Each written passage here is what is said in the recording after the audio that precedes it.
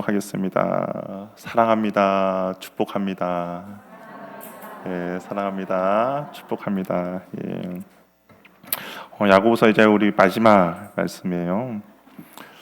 야고보서 말씀 끝나고 우리 다음 주부터는 우리 요한 1서, 2서, 3서 좀 말씀을 계속 나누도록 하겠습니다. 우리 말의 홍수 시대라고 불러요. 뭐 SNS나 인터넷을 통해서 매일 수많은 말들이 쏟아져 나오고 있죠. 유튜브에서도 그렇죠. 유튜브에서도 어떤 사회적인 이슈가 발생하면 많은 채널들이 이제 그것들을 다 방송하고 다루고 있습니다. 그런데 우리가 역설적이게도 그렇게 말이 많은데 역설적이게도 어느 때보다 말의 진위 여부, 흔히 말하는 팩트 체크를 확인해야 되는 시대인 것이죠. 무엇이 진짜이고 무엇이 가짜인지가 분별하기가 어려운 시대입니다. 어떤 신학자는 오늘날의 이런 언어의 그런 모습들을 보면서 오늘날 언어는 타락했다라고 이야기해요. 그러니까 언어가 진실을 내는 것이 아니라 자신을 교묘하게 포장하고 위기를 묘면하기 위해서 언어를 사용한다라고 이야기를 했습니다. 이처럼 세상의 언어가 타락하고 신뢰가 메말라가는 곳에서 과연 저와 여러분들은 그리스도인들은 과연 어떻게 살아가야 하는가? 이 세상 사람과 똑같이 과장된 말을 하며 또한 믿지 않는 세상을 향해서 맹세를 하면서 내 말이 진짜다라고 증명하며 애써야 하는가? 오늘 우리 야고보서 5장의 결론은 이 질문에 대해서 우리에게 명쾌하게 실질적인 대답을 제시하고 있습니다. 우리 야고보는 앞에서 계속 보면 행함이 없는 죽음은 행함이 없는 믿음은 죽은 것이라고 선포했죠. 그러니까 믿음이 있으면 그의 삶이 분명히 다름이 있어야 되는데 야고보가 중요하게 생각했던 것은 뭐냐면 그 사람의 언어였습니다. 혀이죠.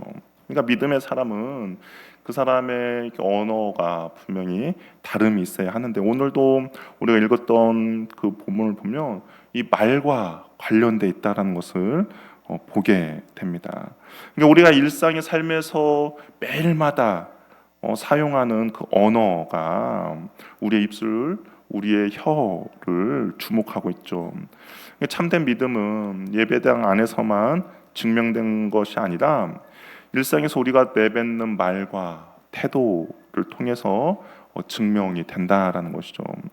오늘 우리가 본문을 통해서 우리의 언어가 이웃을 향해서 또한 하나님을 향해서 그리고 잃어버린 영혼을 향해서 각각 어떤 모습이어야 하는지에 대해서 우리에게 이제 크게 세 가지로 권면하고 있습니다.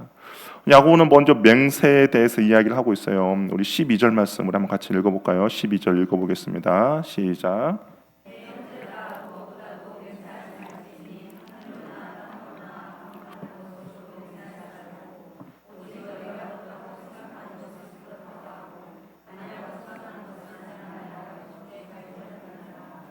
유대 사회에서는 이 맹세에 관해서 매우 복잡한 그런 관습이 있었습니다. 우리 예수님께서도 맹세에 관해서 여러 번 말씀하셨거든요. 그 중에서 이제 사람들이 성전을 놓고 맹세할 때, 뭐 성전으로 맹세하면 괜찮고, 뭐 성전의 금으로 맹세하면 반드시 지켜야 한다라는 어떤 맹세의 그런 등급들이 당시에 나뉘어져 있었어요. 그러니까 한마디로 그냥 말한 것을 지키기 싫은 거죠. 자신에게 유리하게 적용했습니다. 맹세가 진실성을 보증하는 장치가 아니라 오히려 내가 어떻게 빠져나갈까에 대한 그런 구멍을 만드는 도구가 맹세가 되어 버렸어요. 우리도 뭐 영화 같은데 보면 우리나라는 그런 분수 아니지만 영화 같은데 보면 이렇게 뭐 이거 꼬고 그러면 거짓말도 된다 뭐 그런 것들 좀 있지 않습니까? 어떻게 해서든지 당시에도 맹세를 하면 그것을 어떻게 지키지 않을까에 대한 고민들이 있었죠. 그래서 예수님은 산상수훈에서도 맹세하지 말라라고 이야기했습니다. 그러면서 그냥 단호하게 이야기했죠. 옳으면 옳고 아니면 아니다라고 말하라고 했습니다. 평상시 진실함, 정직함을 가지고 있으면 너희가 굳이 맹세를 하지 않아도 그 말에 대해 신뢰함이 있기 때문에 맹세하지 말라라고 이야기한 거죠.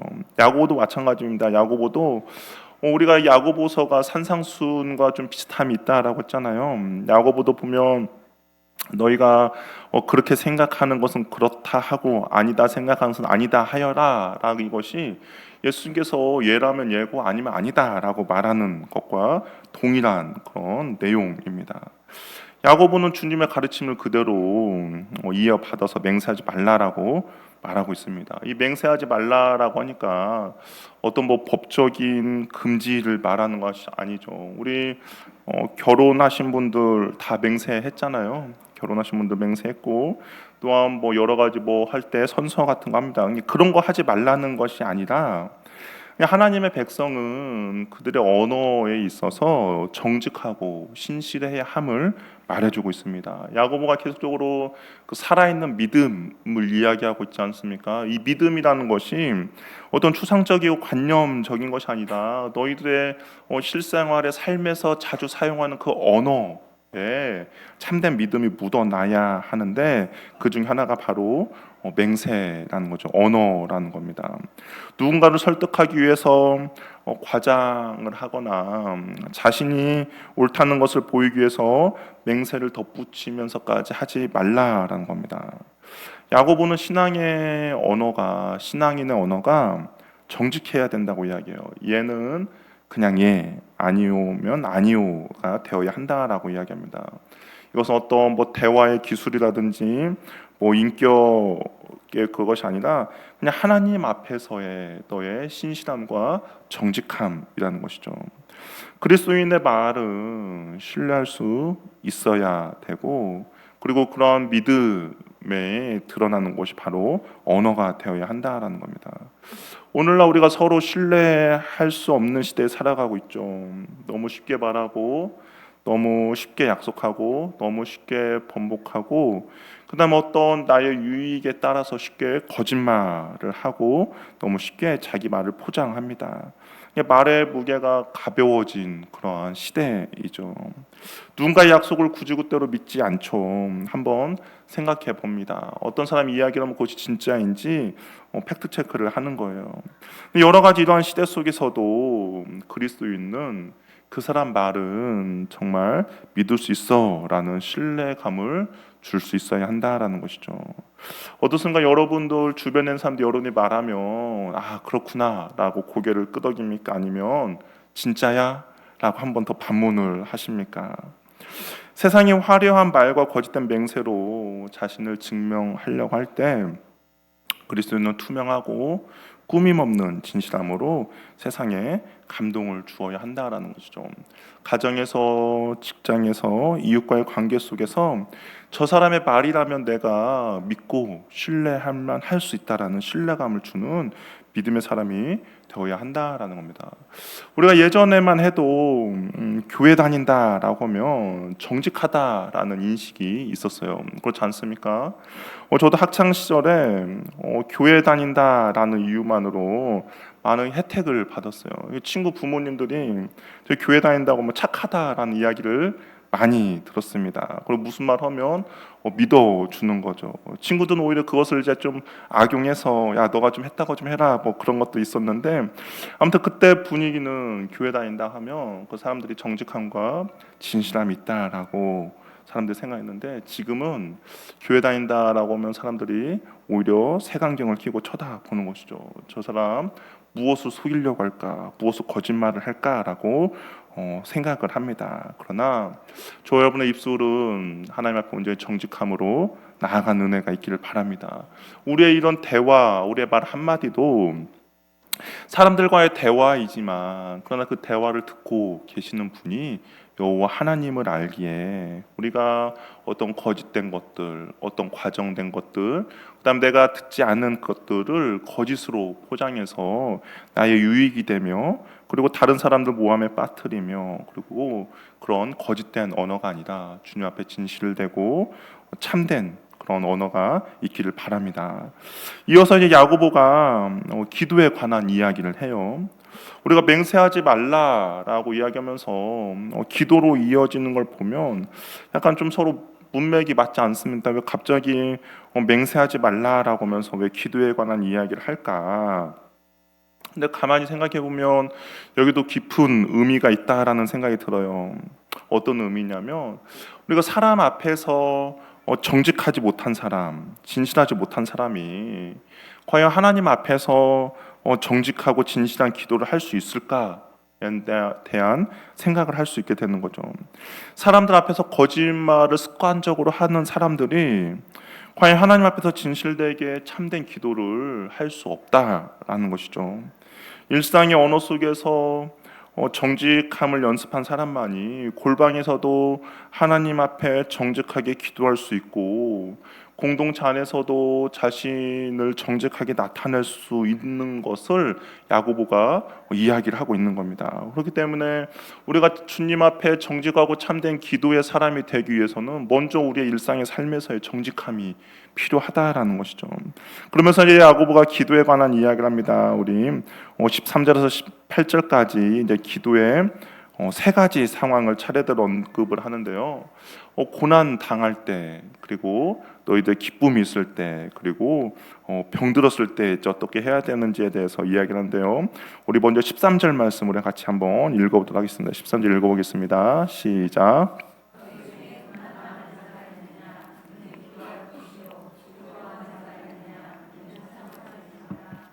고난당한다라는 것은 부당하게 힘겨운 일을 겪고 있는 상태입니다. 어찌 보면 지금 현재 야고보의 그런 편지를 받고 있는 사람들인 것이죠.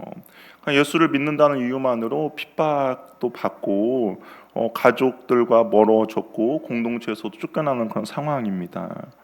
이런 상황에 있는 사람들에게 야고보가 고난당하고 있느냐 그러면 기도하라고 이야기해요. 또한 또 반면에 즐거워하다라는 것은 마음이 좋은 상태예요. 기쁨이 가득한 상태입니다. 무엇도 하지 않아도 우리의 마음 가운데 어떤 기쁨이 있으면 어떻습니까? 흐뭇해지죠. 그런 상황을 이야기합니다.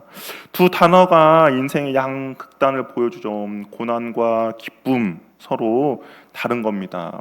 모든 것이 무너진 것과 같은 고난, 또 모든 것이 잘 되어진 것 같은 기쁨이 있어요. 그런데 야고보는 이 두 가지 상황에 대해 각각 다른 명령을 내립니다. 고난 당할 때는 기도하라. 그런데 기쁠 때는 찬송하라라고 얘기해요. 하지만 이 두 단어가 본질적으로 같은 행위, 같은 방향으로 나아가고 있다는 거예요. 뭐냐? 기도와 찬송은 무엇입니까? 그 대상이 다 하나님이라는 것이죠. 야고보가 말하고자 하는 것이 바로 이것입니다. 인생의 어떤 환경 속에서도 슬플 때도 기쁠 때도 우리의 시선은 온전히 하나님을 향해 있어라라고 이야기하고 있는 것이죠. 우리의 삶의 계절은 어떻습니까? 수시로 변해요. 매서운 고난의 겨울이 찾아왔을 때 성도가 가장 먼저 해야 될 것은 사람을 찾아다니며 하소연하거나 절망하는 것이 아니라 하나님 앞에 나와 무릎을 꿇고 기도하는 것이죠. 반대로 따뜻한 기쁨의 봄이 찾아왔을 때는 교만하여서 내가 잘나서 이렇게 됐다라고 착각하는 것이 아니라 모든 선한 것이 하나님께로부터 왔음을 알고 하나님께 감사와 찬양과 경배를 하는 겁니다. 이 야고보가 우리의 인생 가운데 기쁠 때나 슬플 때나 아플 때나 고난을 당할 때 우리의 믿음의 대상이 온전히 하나님께 나아가서 하나님께 기도와 찬송을 올려드리라고 이야기를 하고 있는 것이죠. 우리의 모든 상황과 환경을 주관하고 계시고 우리의 모든 것들을 이끌어 주시는 그 하나님 앞에 나오라고 이야기를 하고 있습니다. 이어서 세 번째는 병들었을 때의 상황을 이야기를 합니다. 우리 14절 말씀 한번 읽어보도록 할게요. 시작.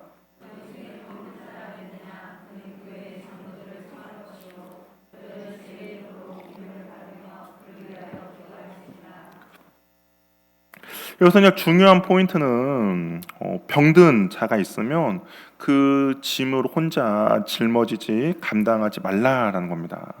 이게 너희들가 지금 믿음의 공동체 가운데 있지 않느냐. 그런데 그 공동체는 단순히 그냥 밥을 먹고 단순히 그냥 시간을 함께 보내며 이야기를 하는 공동체가 아니라 누군가의 아픔을 함께 짊어질 수 있는 그런 공동체라는 겁니다.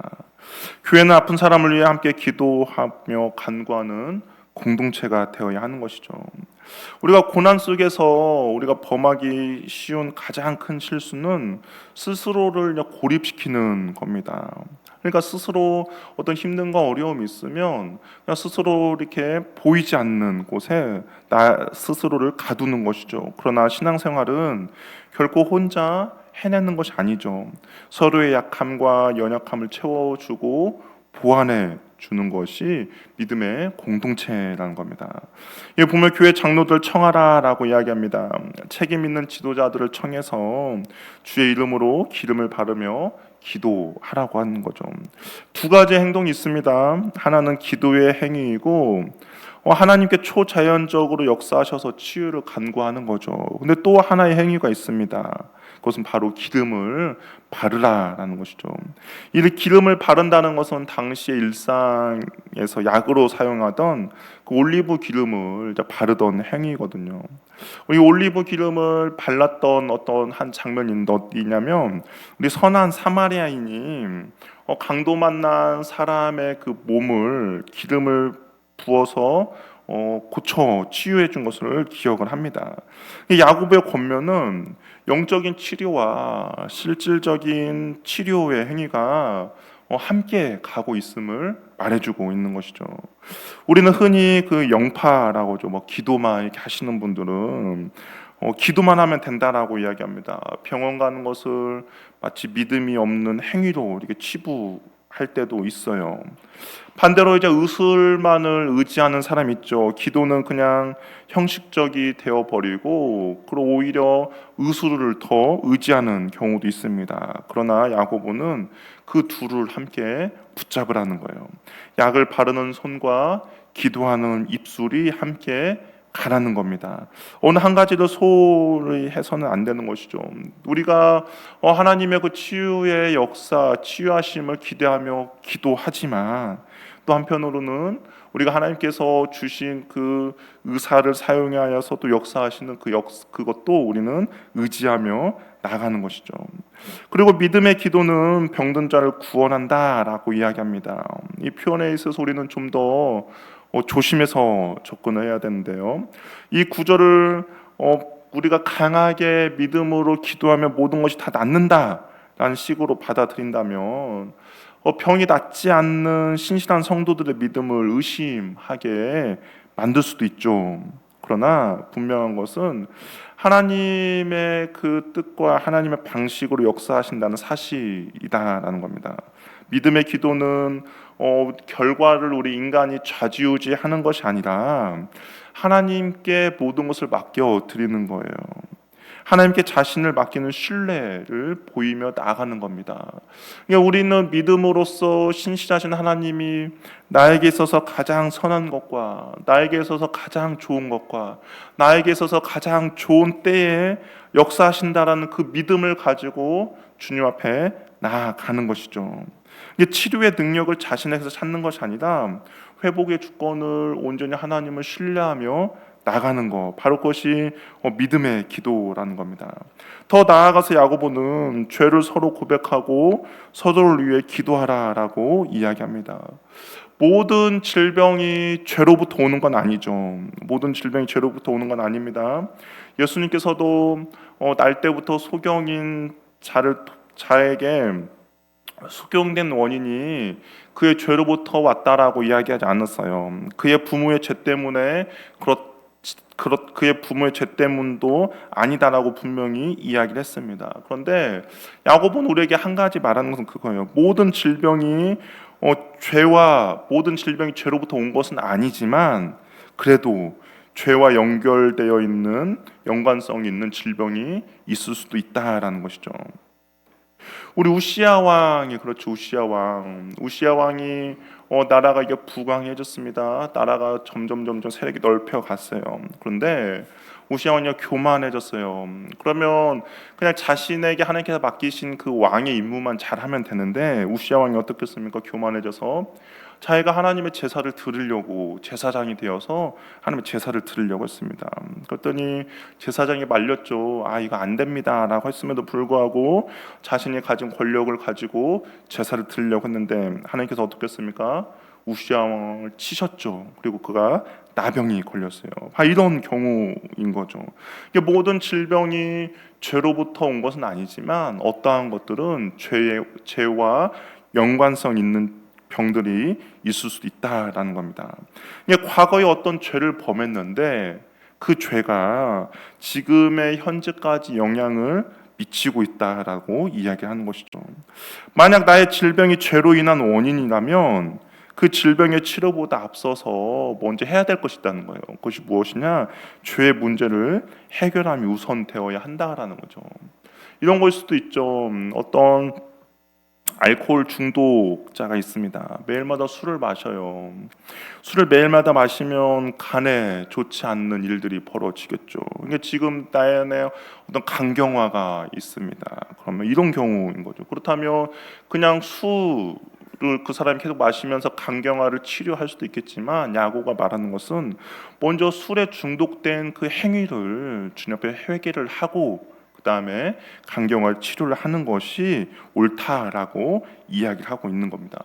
근본적인 원인을 해결하지 않고는 질병의 치료가 임시 방편이 될 뿐이라는 것이죠. 우리가 저번에 교회 청소를 했었잖아요. 교회 청소를 했는데 저쪽에 앞에 있는 그쪽 공간에 똥파리들이 엄청 많았습니다. 혹시 보셨습니까?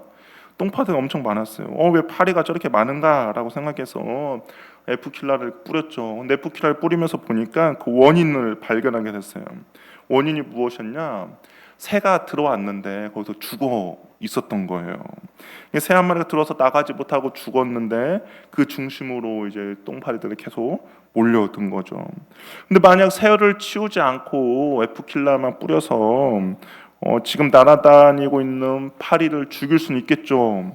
근데 어떻게 됩니까? 시간이 지나면 어떻게 돼요? 다시 파리들은 몰려옵니다.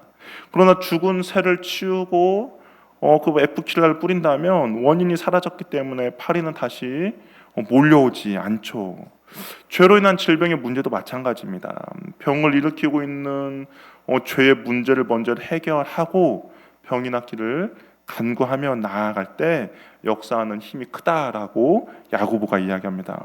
서로 죄를 고백하라는 말은 모든 사람 앞에서 나의 어떤 내밀한 수치를 고백하라는 의미보다는 신뢰할 수 있는 믿음의 동역자, 영적 가족 안에서 나의 연약함과 나의 죄성과 찢어진 마음을 투명하게 내어놓으라는 것이죠. 이 죄라는 것이 자꾸 숨고 감추고 싶어 하는 특징이 있습니다. 여러분 그렇지 않습니까? 어떤 죄를 지었는데 그 죄를 떳떳하게 막 자랑하고 그렇지는 않잖아요. 그냥 내 안에 은밀하게 내어놓는 것이죠. 그런데 그 죄의 중독이 있지 않습니까? 죄의 중독은 그것을 밝은 빛 가운데 드러낼 때 그 힘이 약해진다는 거예요. 그때 TV에서 잠깐 본 것이 있습니다. 알코올 중독자들의 그 치유의 모임을 본 적이 있어요. 그때 사람들이 이렇게 이야기하더라고요. 나는 알코올 중독자 누구누구입니다. 자신을 그렇게 소개를 하는 거예요. 왜 그렇게 소개를 하느냐? 그거의 연약함을 인정하는 거죠. 그러면서 자신의 그 연약함 사람들 인정함으로써 이게 어두움에 있던 죄를 밝은 빛으로 드러냄으로써 그 어두움에 있는 것들이 힘을 잃게 만들기 때문입니다. 내가 이런 죄에 넘어졌습니다. 나의 마음이 지금 무너지고 있습니다. 나를 위해 기도해 주십시오라고 공동체에 간구할 수가 있다는 것이죠. 우리가 서로의 연약함을 품고 드리는 간구에 역사하는 힘이 있다라는 겁니다. 의인은 자신이 완벽해서 의인이 아니라 하나님 앞에 바로 서 있는 사람. 비록 나는 연약하고 부족하지만 하나님 앞에서 온전히 바로 서 있고자 하는 사람이 의인이라는 것이죠. 부족하지만 연약하지만 하나님의 뜻을 구하며 행하는 사람입니다. 의인의 기도가 매우 강력한 효력이 있다는 것은 그 사람에게 어떤 능력이 있어서 그런 것이 아니라 전능하신 하나님께서 그 의인의 간구의 귀를 기울이사 응답해 주시기 때문인 것이죠. 공의로우신 하나님은 마음의 죄를 품는 자의 기도를 듣지 않으세요. 우리 시편 66편 18절 말씀 우리 한번 같이 읽어보도록 하겠습니다. 한번 읽어볼게요. 시편 66편 18절 말씀 읽어보겠습니다. 시작.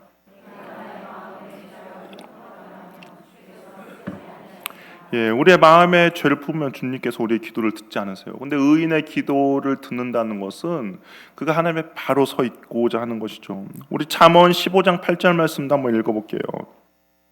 잠언 15장 8절 말씀입니다. 읽어보겠습니다. 시작.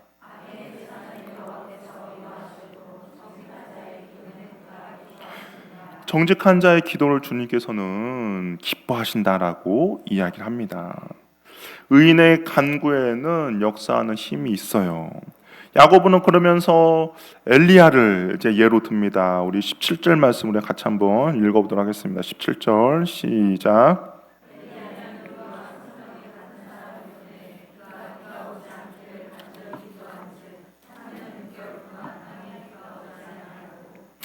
구약의 엘리야 선지자를 예로 들고 있는데요. 이 엘리야는 유대 사람들에게 있어서 매우 존경받는 인물입니다. 왜냐하면 에녹과 같이 죽음을 맛보지 않는 사람이에요.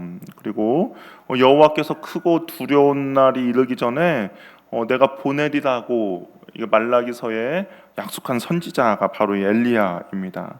근데 이 엘리야에 대해서 야고보가 좀 폄하하는 것 같아요. 우리와 같은 성정이다라고 이야기합니다. 우리가 생각할 때는 급이 다르고 뭔가 좀 더 높은 등급의 사람일 거라고 생각을 하는데 야고보는 그렇게 이야기하지 않아요. 우리와 같은 사람이다라고 이야기합니다. 우리와 별반 다르지 않다라고 이야기해요. 엘리야의 그 인생을 보니까 정말 그런 것 같아요. 열왕기상 19장에 보면 이세벨이 엘리야를 죽이겠다라고 선포를 합니다. 그랬더니 이 엘리야가 어떻게 합니까? 도망가요. 도망가면서 노뎀나무 아래에서 하나님께 간구하죠. 하나님, 내 생명을 좀 거두어 달라고 구했습니다. 연약한 사람의 모습이죠. 완벽한 자들의 기도가 하늘을 여는 것이 아니라 자신의 연약함을 알고 솔직히 고백하며 나아갈 때 그의 기도가 하늘을 닫고 하늘을 열었다라고 이야기합니다.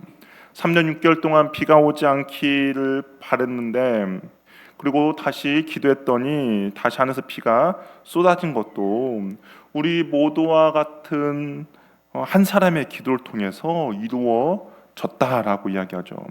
그러니까 기도의 능력은 엘리야의 특별함에 있는 것이 아니라 무엇입니까? 기도를 듣고 응답하시는 하나님께 있다라는 것이죠.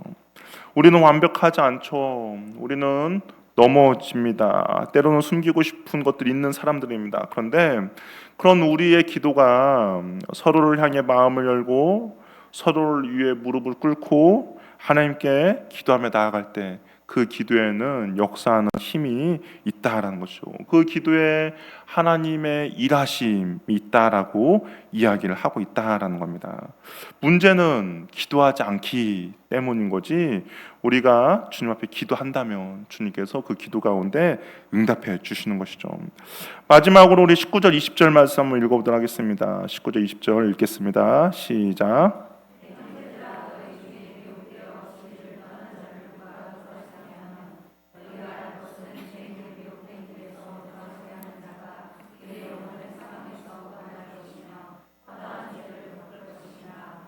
지금까지 야고보는 고난과 기쁨과 질병에 대해서 이야기했어요. 그런데 이제 인생에서 있어서 가장 심각한 병에 대해서 이야기합니다. 그것은 어떤 거냐? 진리를 떠나 미혹되어 있는 사람들을 향한 권면을 이야기합니다. 이 미혹되었다라는 것은 길을 잃고 헤매다라는 것이거든요. 우리가 진리의 길을 걷고 있죠. 예수 그리스도를 통하여서 참된 진리의 길을 걷고 있습니다. 그런데 예수 그리스도를 바라보며 가야 되는데 사단이 우리를 자꾸 미혹하고 유혹해요. 그 진리를 가지 못하도록 옆에서 우리를 끌어잡고 우리의 다리를 붙잡고 우리의 장애물을 댑니다. 그러면 어떻게 됩니까? 길을 잃어버리는 거죠. 헤매게 되는 거죠. 교회 안에서 상처를 입고 혹은 세상의 유혹에 미혹되어 진리의 길에서 벗어난 방황하는 지체들이 있습니다. 야고보는 이렇게 길을 잃고 떠도는 형제들 향해서 손가락질이나 정죄가 아니라 돌아서게 하라고 이야기를 하고 있는 거죠. 근데 여기서 이제 돌아서게 하라라는 단어가 되게 중요한데요. 그냥 하나님 돌아서게 해주세요, 돌아오게 해주세요라고 하면서 기도하면서만 기다리는 것이 아니에요. 누군가가 진리를 떠나 미혹되어 있는 사람, 방황하고 있는 사람이 있다면 그를 향해 다가가서 그와 함께 방향을 바꾸어 돌아오게 하는 그런 의미가 담겨 있다라는 겁니다. 그러니까 우리 주변에 혹시 미혹되어서 아니면 교회 상처받아서 진리를 떠나서 방황하는 사람이 있다면 그냥 하나님 돌아오세요라고 기도하는 것이 아니라 그에게 다가가서 그와 함께 방향을 돌려서 다시 되돌아오라라고 사랑의 행동을 이야기를 하고 있다는 겁니다. 믿음의 공동체는 누군가를 정죄하는데 에너지를 쓰는 것이 아니라 누군가를 회복시키는데 힘을 쓰는 공동체이어야 한다라는 겁니다. 이런 자를 품고 돌아오게 하고 다시 살아갈 수 있도록 하는 것이, 다시 믿음 안에 자라도록 하는 것이 교회의 영광스러운 사명인 것이죠. 한 영혼을 미혹된 길에서 돌아서게 하는 일은 그 영혼을 오늘 보니까 사망에서 구원하는 일이며 그의 허다한 죄를 덮는 것이다라고 이야기합니다. 이 덮는다라는 표현이 잠언 10장 12절과 베드로전서 4장 8절에도 나오는데요. 우리 잠언 10장 12절과 베드로전서 4장 8절 말씀 우리 한번 같이 읽어보도록 하겠습니다. 시작. 사랑은 모든 허물을 가리느니라. 무엇보다도 뜨겁게 서로 사랑할지니 사랑은 허다한 죄를 덮느니라. 사랑은 허다한 죄를 덮는다는 말씀과 연결이 되는 거예요. 누군가를 진리로 돌아오게 하는 사랑의 행동은 그 사람의 영혼을 사망에서 건져낼 뿐만 아니라 그가 그동안 지었던 수많은 죄를 그리스도의 사랑으로 덮어버리게 된다라는 겁니다. 오늘 우리는 누군가의 끈질긴 기도와 눈물 때문에 이 자리에 앉아 있어요. 그냥 저절로 우리가 이 자리에 앉아 있는 것이 아닙니다. 누군가는 우리를 위해서 끊임없이 기도했고, 누군가는 우리가 방황할 때 그냥 있는 것이 아니라 내가 있는 곳을 찾아와서 나와 함께 방향을 돌려서 이 자리에 오도록 만들었습니다. 주님께서 잃어버린 양을 찾을 때 그냥 한 마리가 돌아오겠지라고 하면서 기다린 것이 아니라 99마리를 두고 산을 넘어 물을 건너서 우리를 찾아오셨죠. 십자가에 흘린 피로 우리의 모든 죄를 덮어 주셨습니다. 그 크신 사랑을 받은 저와 여러분이에요. 그렇다면 이제 우리가 해야 될 것도 분명하죠. 방황하는 형제 자매를 찾아 진리로 돌아서도록 인도하는 그런 일을 저와 여러분들이 해야 한다라는 겁니다. 이 야고보의 그 서신은 보통은 마무리 인사를 하거든요. 바울 서신을 보면 은혜와 진리가 너와 함께하기를 원한다 라고 하면서 마무리를 해요. 근데 야고보는 그렇게 마무리를 하고 있지 않습니다. 우리가 해야 할 것을 마무리로 짓고 있죠. 무엇입니까? 믿음의 사람은 결국에는 이런 삶을, 이런 행동을 해야 한다라고 강력하게 이야기를 하고 있는 겁니다. 저와 여러분들도 그러한 믿음의 행동들이 나타나는 은혜가 있기를 바랍니다. 혹시 주변을 둘러보아서 복음으로부터 진리로부터 멀어지는 사람이 있다면, 여전히 방황하고 있는 영혼이 있다면 그냥 돌아오기만을 기도하기보다는 내가 직접 찾아가서 손을 내밀어서 함께 진리로 다시 돌아올 수 있는 은혜가 있기를 바랍니다. 말씀을 정리하겠습니다. 오늘 우리가 붙들어야 할 메시지